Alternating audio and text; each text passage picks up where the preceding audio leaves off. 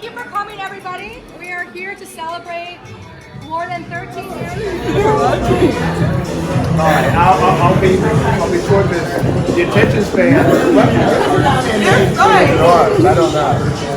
I think with the pandemic, your extensive space closed, your extensive travel schedule, and your weekly detail in the front office. I think there's actually a lot of people here in the What are you doing? who may not have experienced the full force of that. When you started 13 and a half years ago, I don't think any of us realized that you were actually a force of nature. Your passion for this work is immense, and you don't do anything halfway on that. To date myself a little bit, and to paraphrase from the movie Spinal Tap, your energy level goes up to 11. And it's a full force of nature. I mean, in the email I sent to the section, I talked about just a small sampling of your work in Ferguson, to the jail in Missouri, not Oklahoma, Missouri. Yeah. Louder, Jim. Yep. And to your hate crimes work, to your force, your passion for vindicating the rights to experience sexual misconduct and sexual assault. I mean, truly a force of nature. What people may not fully realize, though, is that your civil rights work went beyond even the traditional topic of criminal civil rights work to really issues with travel, so that any folks in the criminal section really know that those two can be related.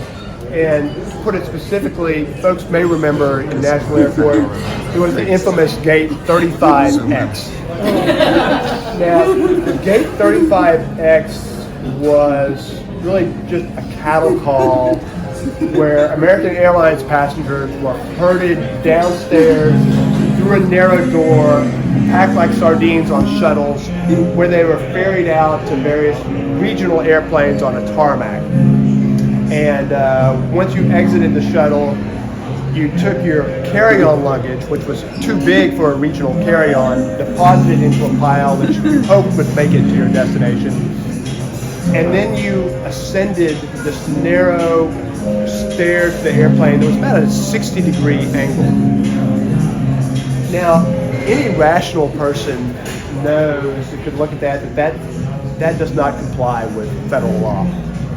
But as criminal section travel attorneys have surely learned, that the Constitution's Supremacy Clause seems to have an exception for airlines and regulations on that. But Fara was undaunted. She took on American Airlines, and this is the same airlines that snubbed their nose at DOJ when they tried to raise antitrust merger concerns, would seem to revel in 4-hour delays on the tarmac in Dallas during the summer, and would tell you, you will like this small pouch of pretzels unless you want to buy a cheese platter, something like that. But Fara took them on and won. As a result of Fara, the 60-degree steps were replaced by numerous zigzagging ramps. You're giving me too much credit. I wasn't the ramp person. No, don't let the truth get away. Sorry. You were the boss.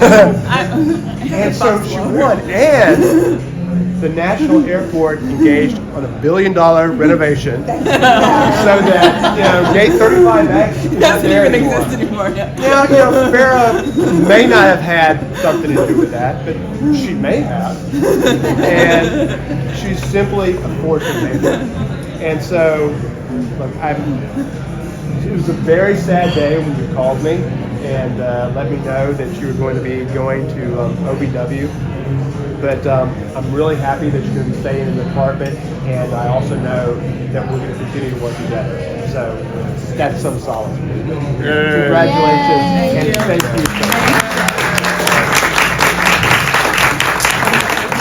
Fara came to the criminal section. President Obama had been inaugurated as the 44th president. North Carolina had won its 5th NCAA basketball championship. the Justice Department employees communicated on BlackBerries, and Fara Gold came to the criminal section. And Fara arrived with a bang. Fara came here with tales of Long Island and horseradish, of sex crimes and friends from Florida, of Terry and Steve, and of the importance of the little engine who could. Fara came into this office thinking every single minute of every single day, I think I can. Or as she puts it, choo-choo. My first email from Fara came about a month after she started. I am not making this up. And this was a pretty big clue into how things were going to go down for the next 13 years. Hi, Paige. Patty said you might be able to offer some insight into an issue I have. It's in the very preliminary stages, but I'm working on a case in which a police officer has been routinely raping prostitutes. For purposes of both running a grand jury authorization memo and fully understanding the elements for future interviews, I'm trying to figure out the difference between ag sex abuse and sex abuse. It appears and forces the big difference, but I don't know what that means. If I can prove aggravated sex abuse, it's the difference between a life felony and a misdemeanor, right? That's crazy! Thanks, Fara! That was in October of 2009. She started that month. I started September, and that's crazy. And Fara's off and running, and for the next 13 years, Fara proceeded to choo-choo her way through all of our statutes, through multiple states, through multiple cases, and through challenge after challenge. With particular focus on those who have been victimized the most, perhaps, those who have been sexually assaulted by those acting under color of law. And time after time, Fara turned I think I can into I knew I could. For 13 years, Fara had one of the most intensive travel schedules in the entire criminal section, and many of her cases have become legendary. From BB, which Robert just mentioned, to the Pink Doodle case, to the effing Major, to Badge Bunny, to Kinley, to the hijab yanking case, and to her prosecution of Gate 35X and his sorry ass buses. And every time, Fara came out ahead. I'd like to touch very briefly, though, on one of the cases that I had a front row seat for, and that's Ferguson. When Fara and I went down to Ferguson and lots of other cities around the country were literally on fire. And working under the specter of additional riots, Fara and I were tasked with what seemed to be an impossible task, with an incredible microscope over every single thing that we did, with everyone from the AG to the governor of Missouri wanting to know what we were doing almost in real time. It was instructive in a bazillion ways that I could go into at a later time on how to conduct a death-involved prosecution for a law enforcement officer. Fara did a textbook investigation in that case, and she was thorough and competent and reliable throughout. But what I learned most of all was a lot about Fara Gold. And what I learned is if you're going to be in a foxhole and under a microscope, you want Fara Gold with you. And, or in our case, if you're hiding in a public bathroom together, literally panicking and whispering in a call to the front office, what the do we do now? You want Fara in there laughing with you. When you hear that the AG is going to be coming down to Ferguson to meet with community members and to get a briefing by the prosecution team, you want Fara Gold to be the smart, competent, utterly reliable face of the prosecution to make sure that everybody is comfortable that everything's going to be okay. What I learned about Fara Gold is that when she is needed, there is nobody who works harder, there is nobody who cares more, and there is nobody who will pour more of herself into every single minute of each and every day than Fara Gold. And she choo-choos her way right along. Fara's biggest mountain so far has been securing justice for victims of sex crimes, particularly those who have been victimized by those acting under color of law. And as you heard from the first email, she's been working on this relentlessly now for 13 years. When she first came to the criminal section, we may have had one sexual assault 2 a year, maybe. Now we've got, 20 at a time, and the number keeps going up. And that is damn near 100% due to Fara Gold, who is relentless in pushing us, our U.S. attorney partners, and our FBI partners all across the country into treating these cases as the civil rights violations that they are and making us want to do them. She has changed the world. In addition to that, then she decided that she needed to make the statutes better too.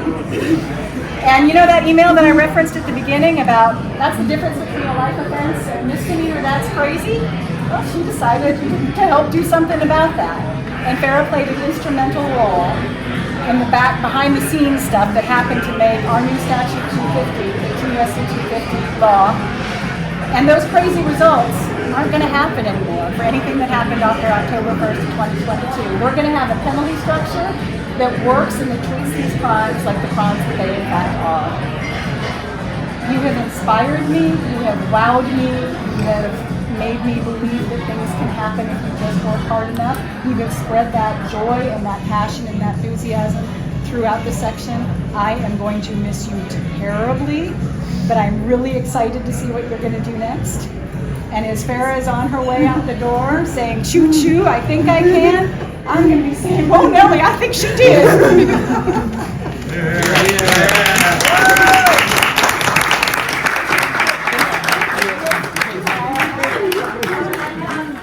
Commemoration, very quickly. Page. Choo choo. Everybody hear me? You need a megaphone. I need a megaphone. Steve, you have a megaphone. I don't have a megaphone. You know, I know that this is a celebration for Fara Gold, but it's St. Patrick's Day, and I'm Irish, so I prefer to talk about me. Is that okay? I was, like a lot of Irish Americans, I was raised Catholic, and we had a very religious upbringing with a lot of superstition, which Sister Reddy can relate to. I had Catholic schools, and I was an altar boy, and I had a grandmother, an Irish grandmother, who believed in banshees and leprechauns. But when I was about 13, I rejected all of that. No more religion, no more superstition. I became the consummate rationalist. I was devoutly secular, and I had no tolerance and no belief in anything supernatural until I started working with Fara Gold. And we were assigned to do this case in New Mexico, the BB case that Paige and Robert had mentioned. And this was a really horrific hate crime, one of the worst I'd ever seen. It involved Vincent Key, who was a victim of fetal alcohol syndrome. He was maybe 4'10", maybe 90 pounds driven wet, and he was very developmentally disabled. And he grew up on the Navajo reservation. He lived with his grandmother, and he's primarily a Navajo speaker. And he liked to wander off. One day he wandered off to Farmington, New Mexico, where he encountered these three hateful white supremacists who took him back to their apartment and basically tortured him for hours, both physically and emotionally. And they actually branded him with a swastika tattoo. And so Fara and I were assigned to do this case. And this case had all sorts of challenges. The initial challenge was, how do you communicate with the victim, Vincent Key? And so we met with Vincent on the reservation in a conference room, and I had no earthly idea how to approach Vincent Key. I tried and failed. Fara, who had been doing, as a prosecutor in Florida, had been doing sex crimes physical abuse cases for years, sort of gently nudged me aside and said, let me have a go. And it was remarkable to watch. She leaned into this interview, and with all of the compassion and dedication and commitment to justice that everybody was talking about, and that intuition that I didn't have, she was able to make a connection with Vincent King. But there was something else, which was more than a little weird, and which I didn't quite understand. And so I leaned in to try to hear what was going on between Fara and Vincent. And it took me a few minutes to understand that Fara was speaking Navajo. And not just a few words in Navajo, but complete sentences in Navajo. A whole paragraph in Navajo. And Vincent was responding to her in Navajo. And the interpreter looked at me and I looked at the interpreter. And Fara was actually telling the extradition what Vincent had said in Navajo, so he could write it down for too. And we got out into the parking lot afterwards, and I said, Fara, I didn't know that you knew Navajo. And she looked at me with this blank expression and said, I have no earthly idea what you're talking about here. Well, that was the first chink in my realist armor. But it didn't stop there. Because we went to grand jury, and okay, we had Vincent on board, but Vincent wasn't going to make much of a witness. So we needed to flip the girlfriend, right? Oh my God, this sounds pretty Bavarian. We needed to flip the girlfriend of the main subject. And I want to tell you, this was one tough biker chick, this girlfriend. And I mean, this is a woman who's grown up in a trailer park, and I had nothing in common with this person. And again, I tried to establish a connection, but I failed miserably. And again, Fara sort of gently elbowed me aside and said, Jerry, let me have a go. And I didn't know how this Jewish girl from New York was going to connect with this trailer park biker chick. And remarkably, she was transformed, utterly transformed in front of my very eyes. It's as if she had grown up in a trailer park in West Texas. She started, her voice changed. Her voice actually changed.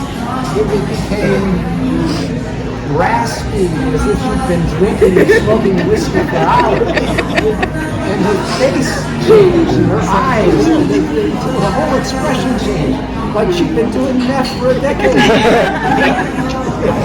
wouldn't you know it, she connected with this biker chick. And she convinced her to cooperate with our investigation. So now we had somebody who could talk about the admissions and the beliefs of our primary subject. And I said to her afterwards, I said, Fara, how did that happen? What caused that change? And she looked at me and again she said, Jerry, I don't know what you're talking about. Well, I was reeling. The realist Jerry Hogan was in retreat at that point. But then, later on, due to Fara's good work, we were able to get pleas from all three of those hateful subjects. And I remember we had a plea hearing in Santa Fe, and we had to drive like crazy because we were late for our plane. And I was convinced that we weren't going to make it because Fara really doesn't move all that fast with the sticks. And we were going through the challenge, and then all of a sudden, she found a gear that I didn't know she had. It was like she had been transported by angels, and I couldn't keep up with her wingtips, and I had my briefcase, and I was lagging behind. And then Again, I said, I don't know what's going on, but I can't give a rational explanation for Fara Gold. And on that flight back to DC, I said my first Hail Mary.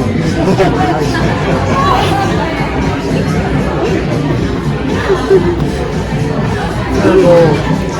It won't surprise anybody here that Fara Gold demonstrated those human and superhuman qualities.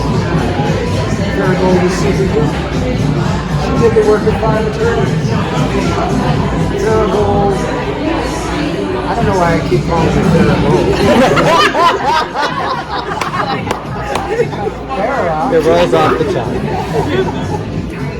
Fara did some of the most difficult cases in sexual history. And she did some of the most difficult and high-profile investigations in sexual history. And she did remarkable training. She pioneered the training in sex crimes. And probably the most impressive thing of all is that she managed to include 1.3 million Marriott points. 1.3. She can take you on fabulous trips. Not nearly that. He was taught with that.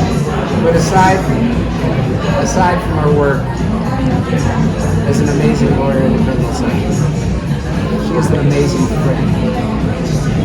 She is going to be my friend for life. Unfortunately, her life is probably going to be a lot longer than mine. What years I have left, I will have Fara. And that is a huge blessing. Here.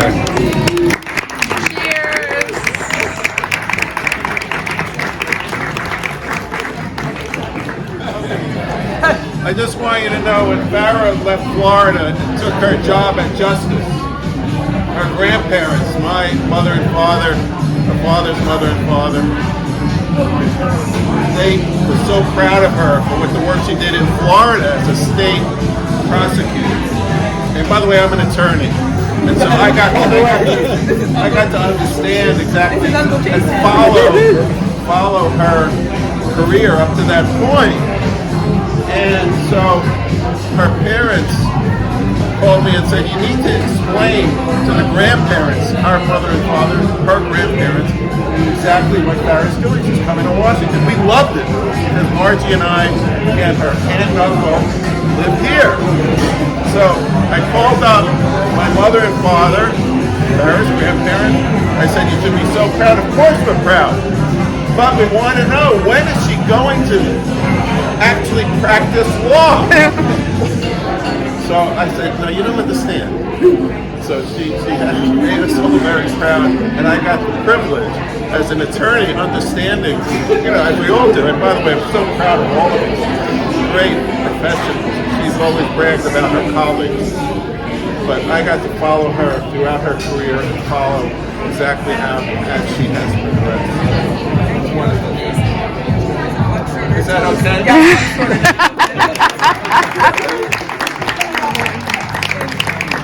Okay, moving right along. I'm going to chime in for a second because I have to say it. Fara did a lot of miracles in her life. The biggest miracle in her lawyer life was going through an airport without electricity. And she took a young lady by the hand and dragged her with her. She was the leader. And I can't get over it. When I got stuck in the airport, we had to climb out of it in the dark. And it was I won't talk about how much we love her and all that. I don't want to embarrass her. That's the best part. Violence against women. I felt moved to say a few words expressing how I feel about her and her time at civil rights. I think it's tempting at a moment like this to talk about the things we will be losing when Fara leaves. I will resist that impulse because if there is anything that has drawn us together as friends, it is that we tend to focus on the possibilities ahead of us rather than dwell on what has passed. Fara is all about finding solutions. rather than getting stuck in what we can't do. So I won't spend too much time talking about her expertise over 13 years as a trial attorney with us, tirelessly advocating for justice for survivors, nor will I spend too much time talking about the many prosecutions she has successfully made, reclaiming something of the rights and well-being of survivors of all kinds. I won't even talk about the outsized influence she had providing technical advice for the passage of 18 U.S.C. 250, a new and powerful tool to hold those guilty of sexual misconduct accountable for their crimes. Instead, I will talk about what OVW stands to gain and how the staff of OVW will benefit from the presence of such an impressive person and professional. Fara is not headed to OVW to push paperwork, not Fara. She will continue to do what she has always done, invest herself and her time in the meaningful work she is doing and the colleagues around her to improve the government's policies affecting women and other underserved populations. She will continue to care about her work in a way that is unparalleled. She will continue to invest in her peers so that everyone's capacity and understanding of this work grows. So when we start to get wistful about our friend and colleague leaving, I'll invite you all to instead celebrate that another work community of public servants somewhere close by will have a new and tireless advocate and a wonderful and caring new friend. Fara, I know I speak for everyone when I say it has been a pleasure and an honor becoming your friend and working with you as closely as I have.